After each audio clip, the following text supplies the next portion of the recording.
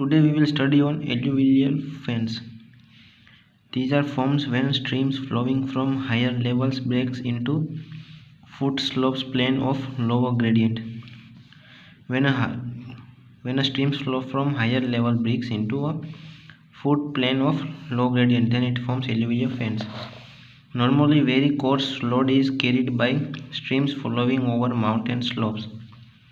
These load become too heavy for streams to be carried over gentler gradient and gets dumped and spread as a broad low to high cone shaped deposit called alluvial fan.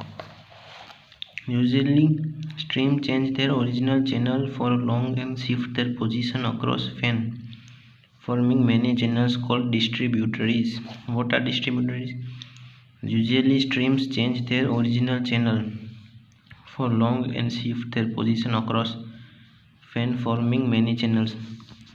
Then these are called as distributaries. Alluvial fans in humid areas shows normal low cones with gentle slope from head to toe, and they appear as high cones with steep slope in arid and semi-arid climate. And don't forget to subscribe channel.